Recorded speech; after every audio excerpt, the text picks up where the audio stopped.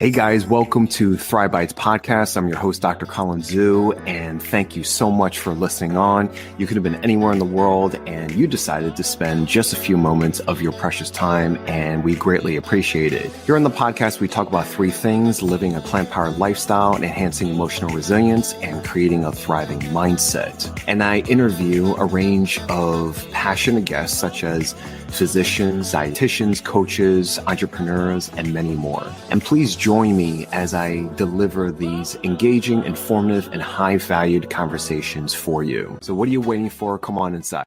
Hey guys, welcome to another episode of Thrive Bites Podcast. And we are going to be having a great session for us today. I'll be interviewing Angela Fischetti, and she is a wonderful human being with a beautiful, beautiful, colorful story about her journey through healing, and also her journey in terms of teaching others in terms of fitness and yoga and getting people moving, especially our senior citizens. You don't want to miss this, and I'll see you guys inside. See you soon. Okay, guys. Well, welcome to another episode of Thrive Bites Podcast. I'm your host, Dr. Colin Zhu, and welcome to another episode. And we are so glad that you've taken not just a few moments, but a few plus moments. And we greatly appreciate your time, no matter where you are on planet Earth. And so today we have a wonderful, wonderful guest with us today. Her name is Angela Fischetti. She is a virtual physical fitness and yoga instructor and an on-site licensed massage therapist, specializing in wellness for older adults. She began her teaching journey for seniors when she was at 30, and she has also embarked on her own healing journey as well. 3 decades later, calling herself a senior, although I like to say persons with incredible wisdom. Angela has combined years of experience and research with a unique combination of empathy and encouragement for older adults seeking a healthier lifestyle. And she has founded that the trials and tribulations of senior fitness and has consulted with various medical practitioners and customizing and tailoring their workouts and making it fun and exciting. And also, as a licensed massage therapist, she also works with geriatric patients with memory and other delicate disorders who benefit from gentle touch and movement and palliative care. She's also very, very proud of her services to the vegans and whole food plant-based platforms, where she provides strength training and yoga videos and also tailoring that to them. She's currently based in Fort Lauderdale and has served the South Florida clients for over 20 years, but she's originally from Brooklyn, also having a background in Shakespearean theater and a lifelong passion for song. So without further ado, please welcome Angela to the show. Hello. Hello, Doc. It's great to be here with you. Thank you so much. Of course, of course. Thank you so much for taking the time out to join us. I'm so happy that you're here. Very, very stoked. We were just talking offline, and I love your energy, and it's very palpable through the screen. So thank you so much for showing up today. I'm so excited to be here with you. I have been a fan of yours for a long time, since your first appearance on Chef AJ. And I was like, who is this guy? Because I was just like, I get very drawn to medical practitioners who get it, who have a broader perspective on health and wellness, and especially you, because you're a culinary chef and plant-based, no less. So for me, who's been at this since 1987, I'm just like, I'm watching this guy and see what he does going forward, because this is exciting stuff. And then you with your fitness and out there jogging and running like marathons and doing your thing, I'm just like, yes, we're in good hands with this message. Oh, well, I do my best to be, leading by example, such as yourself. Right. And thank you so much for your work and expertise in the community. I'm glad that you were not looking at me at 87, because I did not know what I was doing at 3 years of age. So I'm glad you weren't looking at me then. I'm super excited. for you to be here. I cannot wait for our audience to be able to, delve into your background. And I know that we're going to talk a lot about fitness. We're going to have a great demonstration and really, really set the stage in terms of how do we break down barriers? How do we break down misconceptions, preconceptions about fitness and how we feel about it? In my world, I talk a lot about the relationship with food with my patients and clients. So it's very interesting to kind of unpack people's relationship with physical activity. So I can't wait to start in. The first question I'm going to ask is the superheroine story from point A to point B. How did we arrive here? Let's start from the beginning. Oh, my story, you mean, huh? Mm-hmm. Okay. Well, my story really goes back to a little girl. And the reason why I say this is because I began my journey as an ethical vegan because of the relationship that I had with animals over my life. But in particular, the first one was Lassie, because everybody's dog back then, when I was 4, I'm going to be 67. When I was 4 years old, everybody's dog was named Lassie, and it didn't matter what they looked like, right? And that's just the way it was. But I had this unique association with this gorgeous, beautiful dog because my life was a bit tumultuous in the house. Okay. So this brought on insomnia. And I've actually had, insomnia since then. And so my family didn't know that at 4 years old, I was up all night long. But my best friend was Lassie. And so Lassie was at my side, and we would take a nap underneath the kitchen table with upstairs where my aunt and uncle lived, and we lived downstairs in the basement, and my parents and I and my brother and Lassie was their dog, but she became mine. And so I would like create a bed underneath the kitchen table, and we would just snuggle up together, and I would put her in my doll carriage, because back then a doll carriage was ginormous, they were like the size for kids. And having that association I carried this forward. I didn't have any other true pet, so to speak. This was a family member, again, for quite some time. And Lassie was my first passing. And she passed when I was either 6 or 7, but it was a very profound experience that never left me. So fast forward to later in life as an adult, I gravitated toward cats. And I've been rescuing cats from the street since I'm 20. So it's a lot of years. It's a lot of years. And we had a cat who found us. And one night we were entering the house from the backyard. The lights weren't on. We turned on the lights, and there was a cat who was rolling around and just stretching out and just so happy to be there.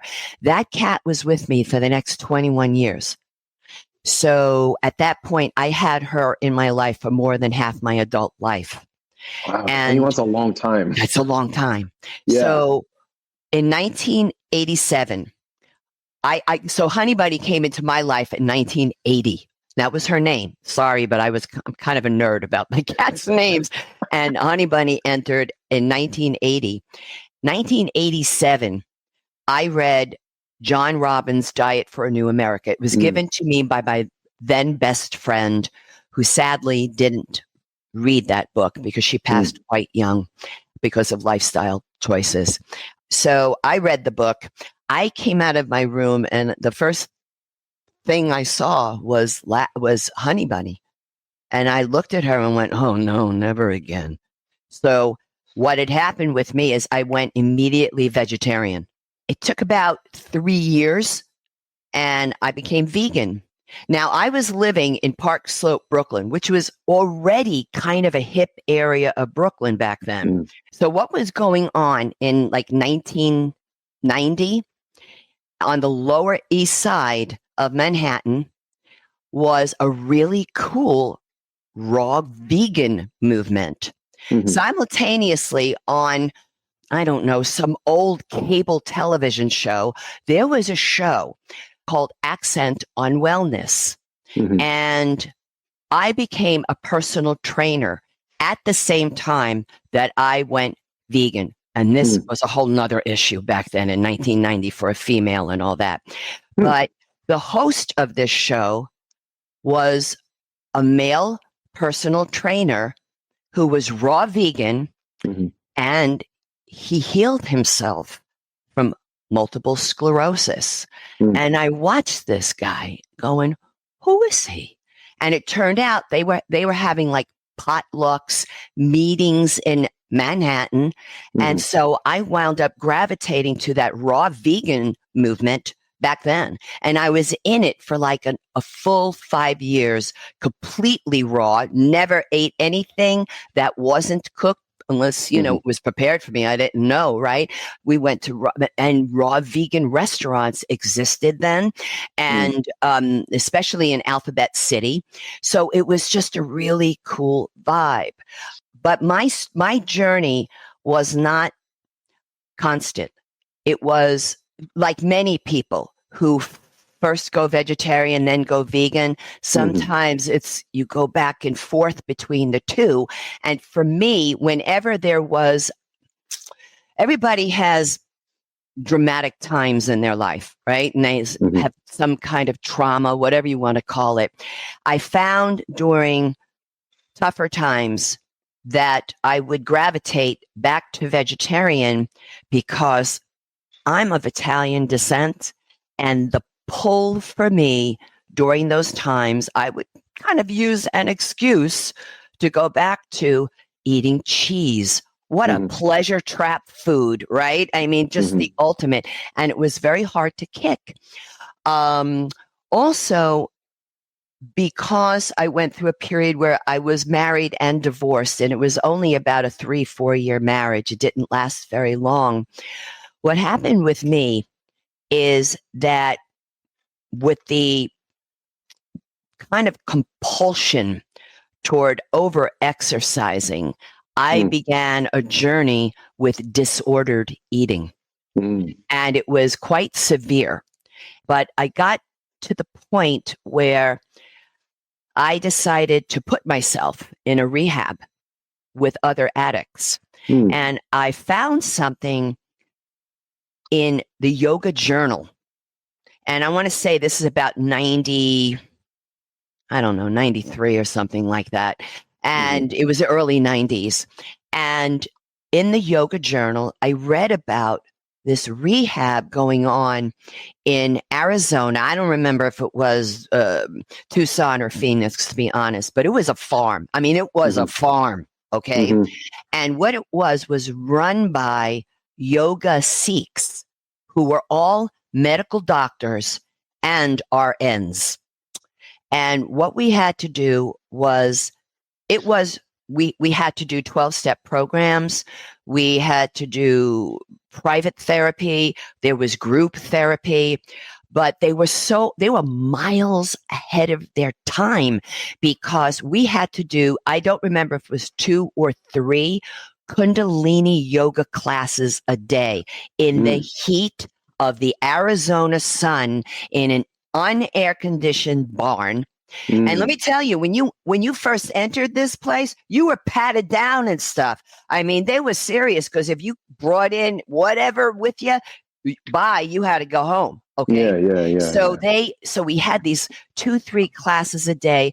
But here's the thing that's so brilliant about Kundalini yoga for addicts.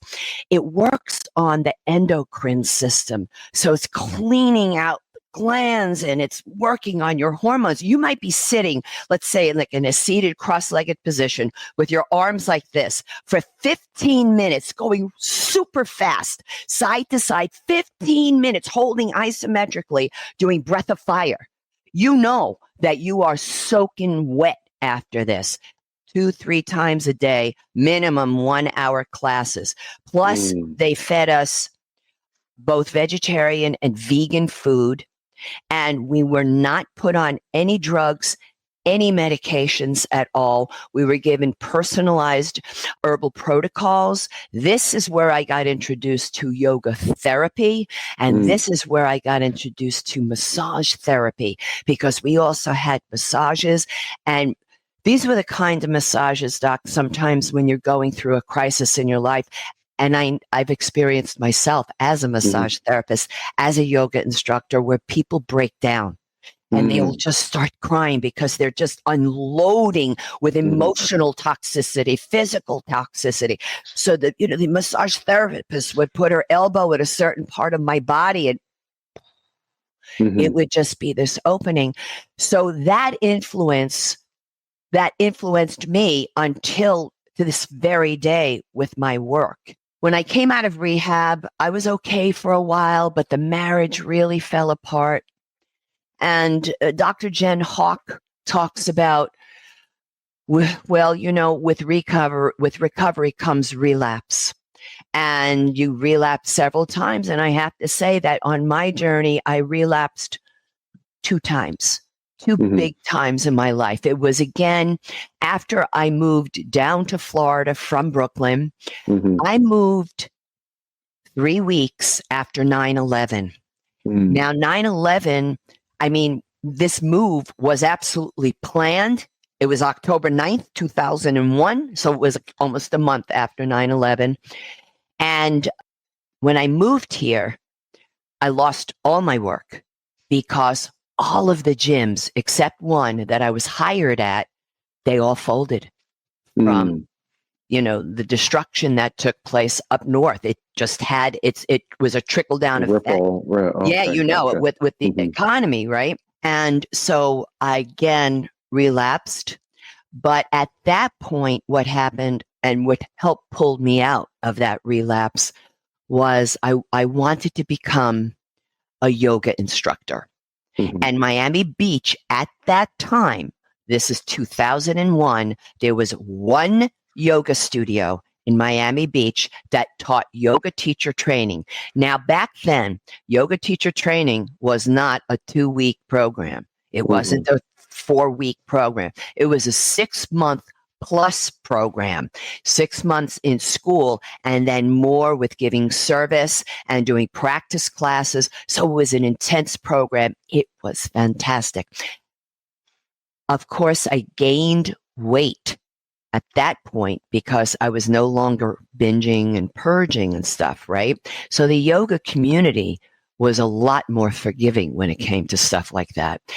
I kind of stepped out of personal training for a little while and really focused on the yoga and really got into it, though, with all the different practices.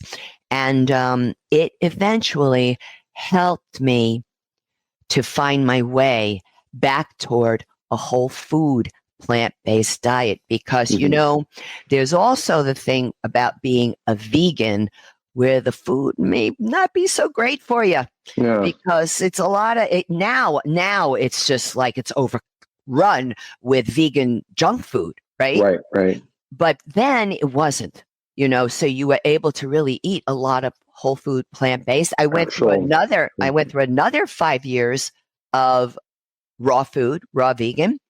And there was one more incident in my life that takes us up to 2010, where I had 4 cats that I was living with in Miami Beach. They traveled with me from Brooklyn. Honey Bunny before then had passed. I had 4 more. It was fabulous, though.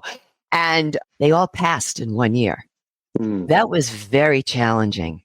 But in that same year, my very best friend was diagnosed with a certain type of terminal cancer. And I helped care for her. I was her caregiver for the next 4 years. I didn't take care of myself, Doc. I let myself go. I didn't take care of myself. It was back to vegetarian. I gained 42 pounds and I just focused on her. I lived with her at times in her hospice and just it was all about her. And she passed in 2014. And I would say for the next 2-3 years, I was kind of emotionally wandering. I was kind of lost. Sure. Yeah. But what I knew I wanted to do was go back to school. So in 2015, at the age of 57, I went back to school, but I went to school for massage therapy. And I'm really proud to say I went back to truly what was considered the best private massage school in the state of Florida. Mhm. And, the woman who ran it she was the one that they would bring to court, for depositions and stuff to find out who is possibly committed offenses as a massage therapist, etc. It was a 2-year program. And by the time I graduated and then became licensed in 2017, a little bit before that, I started showing a number of different symptoms. And I actually started literally just dropping to the floor in pain. I had so much pain in my gut, I'm showing here, and your audience will see it. It's the right side, was my lower real left side. Mhm. The pain was extraordinary.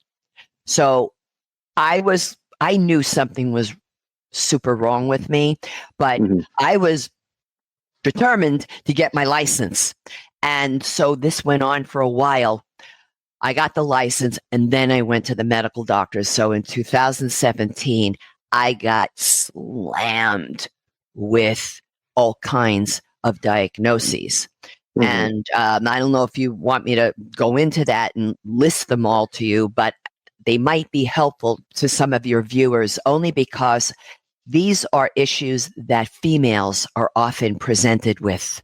Mhm. And I might have some options for them to Yeah. help them see past So, that. you've just basically painted thank you for sharing, number one. Sure. Thank you. And I think that, your journey is very, it's colorful, right? Yes. Tumultuous, is a way to describe it. But it's Well, also, the household was tumultuous. That's what I meant by it. It was a yeah, different thing. gotcha, Yeah. gotcha, Yeah. gotcha. Yeah. Yeah. But it sounded like, there was something going on, you bounce back, something going on, you bounce back. Right. Can you tell me, having gone through all that, is there like a big takeaway that, looking back, they say that hindsight's always 2020. Is there something that Absolutely. you could take away that, maybe if you could have done things differently, what would you have changed, right? If I said, Angela, here's a DeLorean, we're going back in time, right? Right. What would you have done Well, differently based off of the takeaway, from that journey with your, own health? okay. It's something I didn't mention here, and I will mention it then because it's important. I was diagnosed in about 1991 with what they called manic depression. And I was put on psychotropic drugs for the next, 25, 28 years straight. If I had to do that all over again, that's what I would have changed, was never to have gone on those drugs, because my diagnoses in 2017 were directly related. Some of them were directly related to the side effects of those drugs. Mm. And that's what I would have changed. The one constant in my life was the love of exercise. Because you see, I had a brother who was 5 years older, and I learned to play tackle football by the time I was 7 with his team of the local 12-year-old boys, me, a 7-year-old girl, wearing the helmet, wearing the shoulder pads, wearing the knee pads. And I bring that up only because it was through that relationship. I was his young brother. Okay. And so it was through that relationship that my love of exercise began, because we were the type of kids where our parents didn't know where we were when we were outside, but we were running, playing sports. I played all types of sports. I got hurt left and right, and it didn't matter. It was fabulous. We used to just be on these swings that we would swing off our garage top and go swing and try to jump on the shed and all that kind of. It's a wonderful way to grow up as a little girl. I say the more you can get dirty and just get in the dirt and play, the better off you are, because I know that that experience helped me later in life and really helped carry me forward. Because you see, I did something in 2016 that I would never advise your viewers to do. I weaned myself off those drugs. And it took me about 2 years. It was a slow process, but I'm glad I did it. I don't recommend it because I went through withdrawals, but it was through exercise that I knew my body would be able to handle it, even at that later age. And that's why until this day, one of my diagnoses was in 2017, I was diagnosed with the osteoporosis, quote unquote, of a 90-year-old. That's what was written on my chart. And by the age of, I was 60 at the time with that diagnosis. By the age of 63 and a half, I no longer had osteoporosis. And it's what I call age-appropriate osteopenia, because it is normal to lose bone density as we age. And it is normal to lose estrogen. This is not a disease, but I'm not saying to take osteopenia lightly. It is what absolutely fuels my work, because I'm all about bone and muscle strength.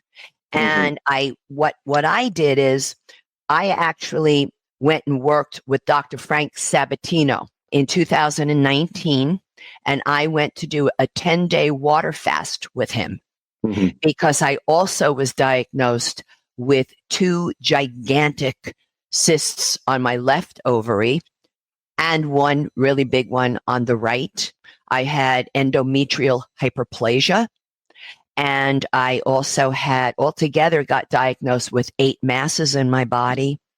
And I had really bad vegan blood work back in 2017. And when I say that, I mean, it's the typical. It was low B12, high homocysteine, low vitamin D3, low protein, low calcium. You see where I'm going with this? And all of that got rectified because in 2018, I found Chef AJ online. And I guess maybe, some people think her approach of sofas free is really restrictive. I look at it and go, this is freedom for me. It's salt, oil, flour, alcohol, and sugar free. Not sugar from fruit, but, just junk food. Yeah, processed stuff, right? Yeah. So between her diet, her approach to the diet, and what I learned from Dr. Frank Sabatino, because I was in so much pain for about a year or two. I had tucked it away in the back of my head. You might have to do a water fast to really break through these cysts, because what was happening with me is upon the act of voiding, okay, I'm not going to get descriptive here, but I would go into spasms. And that's what was creating the pain. That's what was making me literally drop to the floor in a moment's notice when they came on. And it was like the cysts were spasming, and every time they were twisting and moving, they were hitting my sigmoid colon. So it was not a pretty picture. 1 week after the day that I returned home from that 10-day water fast, and by the way, it is supervised, and it was in Deerfield Beach, Florida, which was only about 60 miles from where I lived in Miami Beach. And it was 2 days because he already knew that I was on the diet for a while. So he brought me in for 2 days of juicing, then 10 days of water fasting, followed by about 4.5 days of refeeding. 1 week to the day I came home from that thing, I went for a transvaginal ultrasound. And they came back and said to me, The right ovarian cyst, gone. It was the size of a small orange. That's how they described it to me. It was gone. Endometrial hyperplasia, no more. Those 2 ovarian cysts on the left, they lasted for another 3 years. And it was this past November of 2023 that I had another transvaginal ultrasound. And through consistently living the diet and the lifestyle, because I do live the diet, I am very, very cautious about it. Mm-hmm. And I love my diet and lifestyle. When I say the lifestyle, I continue with the weightlifting. I do rebounding. I wear a 12.5-pound weighted vest when I'm fitness walking. I get 8,500 steps in an hour wearing that vest. So I am not sauntering around, right? And I am into kettlebell training, all of this stuff. And at the age of 66, I found out those 2 cysts on the left ovary, they're out of here. They're gone. And I called Dr. Sabatino and I said, ever since that 2019 water fast, I'm having all of these improvements. And I said, can this be? He said, if you keep up with the diet and lifestyle, yes. Yeah.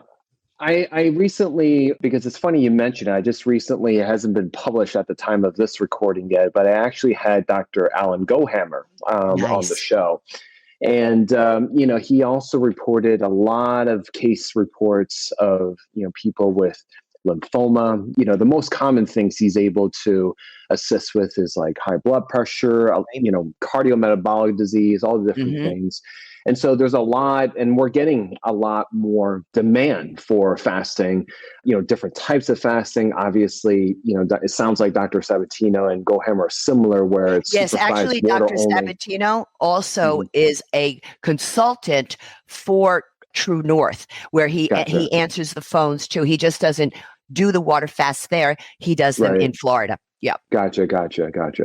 Yeah. So there's a lot of, it's almost like getting a jump start, but similar to, I would call that a, unprocessed, more healthy, obviously it needs to be supervised form of intervention. Our forms of intervention is really medication and procedures, right? So it's kind of like these new weight loss drugs, similar to like bariatric surgery. If you don't correct the lifestyle, you're just going to revert back once those things are taken away. So similarly, if you've still gone through that water fast, he has also reported that if you don't change those lifestyle, especially the diet and what you put in your system, you're still going to, revert. And it's really helping others to understand how they got there in the first place. So yeah, thank you. I'm glad that you're feeling better. I'm glad that, all those things have, gone away for you, or they have significantly minimized. I want to shift gears a little bit in terms of the fitness for the seniors that you do. And you had talked and brought us through, the yoga, right? And then the massage. How does physical fitness, especially towards seniors, come into play in this latter part of your life? And what are the most common misconceptions that people have about physical fitness within 65 plus year demographics? Okay, so I actually fell in love with my grandparents, my mother's parents from Italy, and my love of the more seasoned community. I don't mind the word senior at all, right? But my love of seniors was since a little girl. And that's why my work, when I became a personal trainer at 30, the gym that I was working at is still there in Brooklyn Heights. And the manager of the facility approached me and she said, because they had a very large and actually very vibrant and robust senior community in Brooklyn Heights at the time. And she approached me and said, we think you would be a fit for the seniors. And I said immediately, oh, you'd be right. And so what they did is they put me through a program. They sponsored me to go to a program with the American Senior Fitness Association. This was an absolutely spectacular program because you learned about all different approaches to strength training. And you also learned about medications and what would be contraindicated. Now you have to understand something. There was no internet back then where I could just look up something. I had to go to the physician's desk reference, and every year I bought the new one, and they were gigantic, right? But it was a wonderful foundation for me. It has always been my demographic, Doc. It has always been my demographic. It's never not been, right? Now, what I see now that I'm my demographic, right? And how I was treated. They wanted to chop me up. We don't want you in pain. You really need to get an operation, all this stuff. I mean, I had a certain cancer center down here contacting me for 2 weeks straight, 5 to 6 times a day by phone, encouraging me to have certain procedures done. And I was just like, I'm going to wait it out, right?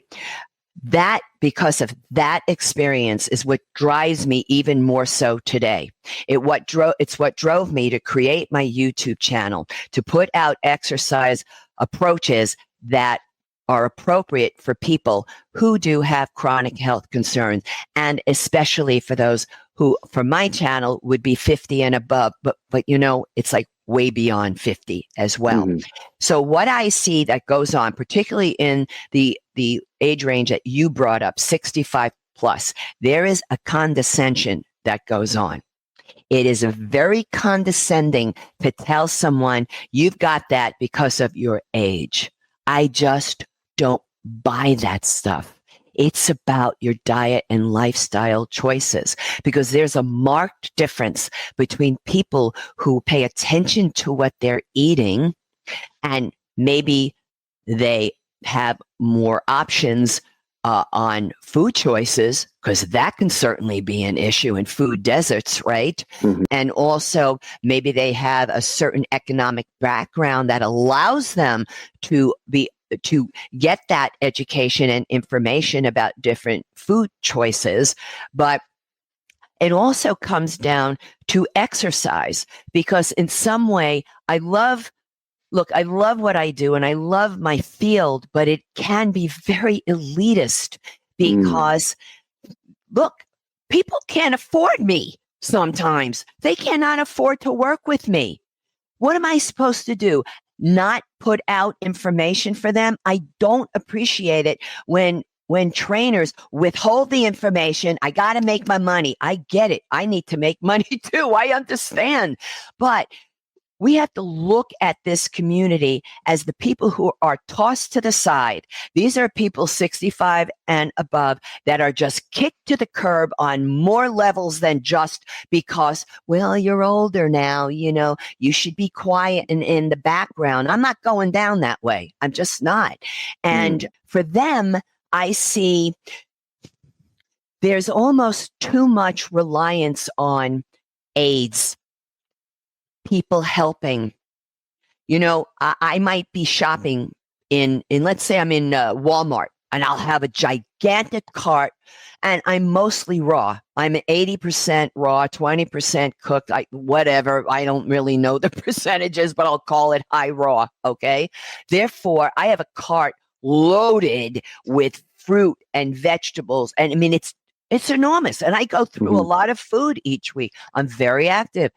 But people will come over and ask me, oh, do you want help with your cart? I'm like, no, thank you. I live alone. I need to be able to take care of myself. I need to lug my stuff upstairs, in and out of my car, the whole bit. Yeah.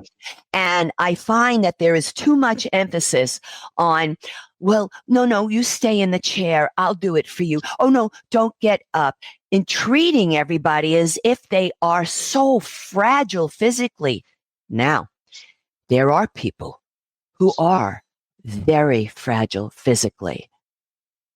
We have to help them, to give them options and to show, hey, for you, maybe sitting in a chair and just moving your body intentionally, slowly, I might be doing a bicep curl here, right? But for some folks, this is a challenge. I've worked with people in their beds. If I had a medical doctor who was a client, and I worked with him from stage 1 to stage 4 of Parkinson's.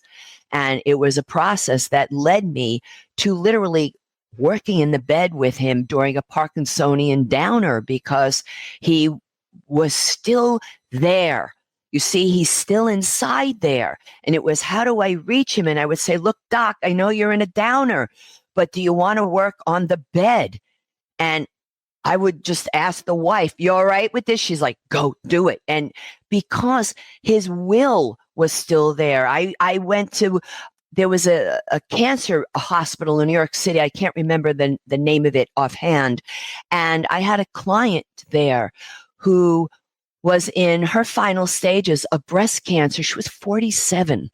Mm-hmm. And her brother was on the board of directors for the hospital, Memorial Sloan Kettering. Mm-hmm. Mm-hmm. They wouldn't let me in. The hospital wouldn't let me in to work with her. She told her brother, they let me in. And it was the same thing. I worked with her 2 days before she passed. And she was so out of it, doc, and she was on chemo, but it was like, Mickey, lift your arm, Mickey. You want to lift your arm? And it would take her so long, but she would do it. And who am I to take away the dignity of that female at that point in her life? If she wanted to do that, why not let her do that? Why try making up the minds of these patients and say, no, don't try it. It's too scary. What are we doing here? We're creating a society of aging people who are immobilized by fear. My message is, how about we break down the movement? I show you how you do it. You decide if you could do it that way. And then maybe there's somebody else who really is quite seasoned at strength training. Well, I'm going to show them how to lift weights then, and how to do that same exercise, but with, a 20-pounder or whatever it might be. Mm-hmm. The choices have to be presented. And I'm just over when the medical community talks down to us, talks to us like we're ignorant children. Hey, we're smart. We know what works for us and what doesn't work for us. And then I tell people, listen, why don't you show the video first before participating? Show it to your doctor and get informed. Make an informed decision about what you can and cannot do. As you can see, this is a big, big deal. This, because I see this on a regular basis of, did they give you an exercise routine of what you've done with physical therapy? Did you get a handout of what you can do at home? Well, no. Well, I'll go back and get the handout so that I can help you with that. And I'll be in touch with your physical therapist with your permission to make sure about certain movements. That's how this works. You need to be able to open up the options rather than taking them away and minimizing and just tossing somebody to the curb because they're old. Well, forget about them then. No. Yeah. Yeah, I think you make very valid points, and obviously you have more experience working with this demographics, especially within this pillar of lifestyle. And I think for us doctors, just for us medical communities and our school and training, we didn't receive that much, right? And then we didn't receive that much, and then that becomes, we don't get as confident to be able to dispense. And when you're not living that kind of lifestyle, that also brings it a few notches down in terms of either A, you're not going to be apt to dispense, or you're probably going to not focus or delegate it to someone else to do it or even recommend it. And it is unfortunate that we do have that notion and stereotype perspective about our senior citizens, and just our senior homes, our retirement homes, assisted living, nursing. There's so much. Whereas other societies, we are taught to really rely upon our senior citizens for a lot of things, right? In terms of their knowledge, their wisdom, right? Be able to integrate them within the greater scope of society instead of, this kind of outcasting or Right. ostracizing, if you will, right? There's a special on the blue zones, just newer blue zones in Singapore, where the actual government pays families grants in Yep. terms of bringing their own actual parents to come closer, Yeah. things like that. So Right. I think what you're referring to is even before the whole program and the whole customized and tailoring of how they should go about the workout and who knows which way they're going to go. They don't even get a chance to start because they haven't really gone over that first hump of I can do it, because Right. the entire message is, like you said, you can't do it, or try not to do it, or don't even think about do it, let Right. someone Yeah. else do it, right? So Yeah. you don't even have a chance to understand what you're capable, how you're going to push, through things, right? Because in order to push through things, you have to understand your own limitations and boundaries and barriers, right? But if you don't give yourself a chance, you cannot do it. So I really appreciate the fact that, you are there, whether it's someone with a chronic disease or just someone within that age bracket, to really help them along through this journey. So, Can I tell you one thing that is very different now, though? Okay. Please do. Versus decades ago. Okay. Now I'm finding the medical doctors are beginning to go, oh, I want to talk to her. Because when I contact the medical practitioners, what I do is typically it's via email about their patient. It's with the approval, though, of course, in that process of approving me being in contact regarding their patient. So I send them a list of 3 questions, and they are eager. I'm finding they're far more eager today for me to get that information. Where sometimes in the past it was like, oh my God, it's like a month and a half already, and I've still got to be calling and all What this do you stuff. think is the change? I think it's you folks, younger generation. You're far more open to diet and lifestyle changes. You folks have a much bigger, broader perspective on it, and you see the importance of it. You know who I think a big culprit of this is? You might want to cut this out. No, but I'm going to bring it up. It's Medicare. Okay, Medicare has that limiting perspective on us and all the different specialists. What also has changed, unfortunately, is when the difference between now and decades ago, I was contacting a specialist, and like the GP is what they were called back then, right? Now I have to contact 6, 7 specialists for one client, because there's so much chronic stuff going on, but also because of viewing the body as parts, not as a whole. The one thing I love about my work and being in fitness is exercise. As much as my community of personal trainers likes to think of it, it's never reductionist. I don't care if you're working an isolation exercise for your biceps. Is that the only muscle working? Absolutely not. My goodness, we're training those forearm muscles, the wrist muscles. We're training the front deltoid.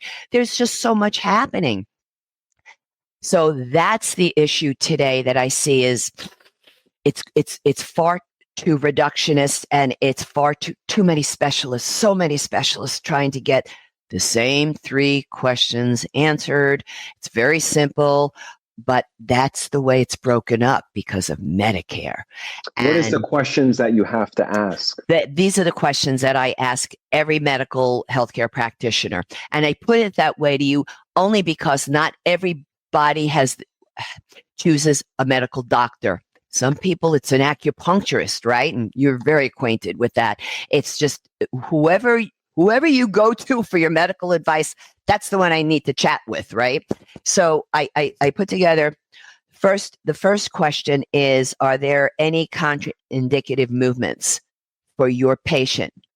So your patient might have certain condition. I'm going to say osteoporosis. I'm going to just throw it out, right? Well, there's certain movements of the hips that may be contraindicated, but maybe not for your patient, right? So that's why I have to ask. I can't say, oh, we need to avoid that particular movement in yoga. Don't think it's appropriate for you. But maybe your doctor will turn around and say to me, no, she's capable of that. That's how I find out. Then the next question is, are there any contraindicated movements considering the medications you're on or any side effects of those medications that could affect the movement? I need to know that answer. And then the last question is, are there any movements you suggest I do for your patient? And that's it. And then from there, doesn't matter how new this person is to strength training or not, that's where, as the trainer, you can have a blast in creativity.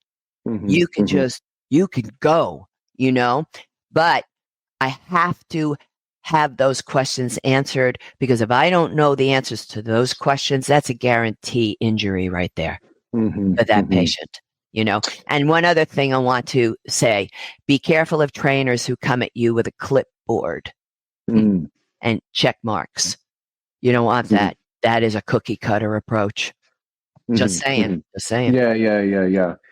So we're going to be able to witness this demonstration of what you're talking about. And what I love about it is, in society, for better or worse, I think we're getting better in terms of sedentary lifestyles. I think it's taken different forms. Yeah. I still think it's a very extremist form where we're either doing nothing at all or we're doing to the extreme. And from my perspective, I see this in, my demographics where you see people doing marathons, and then you see ultra marathons, and then you see these obstacle races, and then it just becomes more and more and more. And so I guess we're just really obsessed with really going from 0 to 60. And I think that's how we are, as Americans. There's no like in between. And it's just like, hey, let's just chill and, find the middle road and stuff. But whatever the case may be, we do know that incorporating more physical activity is better than nothing. It does have a multiplicative effect. And like you said, it's utilizing and affects so many different types of organ systems. So we're going to move on to the demonstration. But before we do that, can you let the audience know, where can we find you? What do you concentrate on now? And what is it that you do very well in terms of conveying this such message? Thank you. I appreciate that. Well, I have a website, and it's called boomerandbeyondwellness.com. And I also have a YouTube channel with full-length workouts, both with accessories. And when I say accessories, I really mean equipment, right? And without. And I am designing my workouts so they truly are for multiple levels. It's not just I say something and that's it. No, I demonstrate how to do it for the person who might have a chronic health issue. We also have I have classes in a chair exercise, chair mobility work, because a lot of people can't help it, Doc, right? Due to health issues, they need to be in a chair. So I say, let's reframe the perspective of a chair. I know that sitting is the new smoking. I get it. I understand that. But some people cannot help it. So therefore, I say, let's use that chair as a tool for health. We're going to look at it from that perspective instead of, oh no, I'm really hurting myself just by sitting here. We can show you how to turn that thing into something else to help you. Also, chair yoga is there. Lower body work, upper body work, bands, tubes, portable workouts you can take with you on the go. Weights, kettlebells. I'm really into kettlebells right now because I realized, and I've been doing reading on this, how excellent kettlebell training is for a healthy aging process, because they are so effective with enhancing your reflex reaction time. And let's face it, you might be in a situation sometime where you have to respond quickly. It could even be a dangerous situation where you've got to get out and go.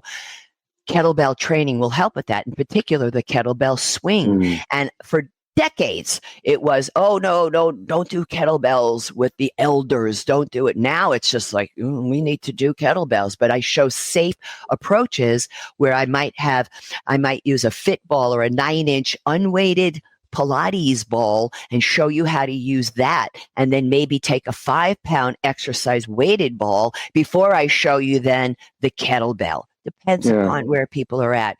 So the YouTube channel is Boomerang Beyond Wellness as well. And I am on a couple of the whole food plant-based platforms. I don't know if you prefer I not say them, and I won't then. But I am a video provider for them where I provide strength training and yoga videos. And for some, I do a live Zoom with them monthly as well. Nice. And I have about 100 videos on my YouTube channel now, and most of them are all workouts and different podcast shows where I teach live and all that on the show. So it's there for them, and they can contact me by way of the contact form on my website, and the tab is right there on the website, and ask me any questions you like. I can't discuss your specific issues and give you suggestions to those specific issues, but I can maybe give you an overall picture. And I do offer personal training virtually for 60-minute sessions. I do 30-minute senior fitness consulting sessions and 10-minute have it your way workouts, where if you just want to work on one exercise, we can break that down for you as well. Thank you very much for asking. I appreciate it. Well, Angela, it's been a pleasure. Thank you so much for sharing your story. I think people will have a lot of resonance, whether it's all of it or different parts of it. And, it just really teaches us how, we can cultivate resiliency. And, and at a time, especially in this year in 2024, we need that. Even though it's post-pandemic, we have no idea what's coming ahead on the horizon. And that's what the COVID, did to us is, you either adapt, all right, or cultivate resiliency, or you don't, right? And through your healing journey, I'm glad that you were able to do that for yourself and be able to kind of dispense that through fitness. And I thank you so much for being on the show with us today. Thank you for having me, Doc. All right, guys. Well, thank you for watching another episode. If you like this, please like, share, and subscribe. And if you feel that this was a benefit for someone else, please let them know. Until then, please say goodbye to Angela. Bye. Hey guys, we hope you enjoy that episode. If you like that, please like, comment, and subscribe. And please follow us on Apple Podcasts, Spotify Podcasts, and anywhere that you listen to your podcasts. And if you felt that this was a benefit for someone else, please let them know. And don't forget to give us a 5-star rating, and we greatly appreciate it. And we'll see you on the next one.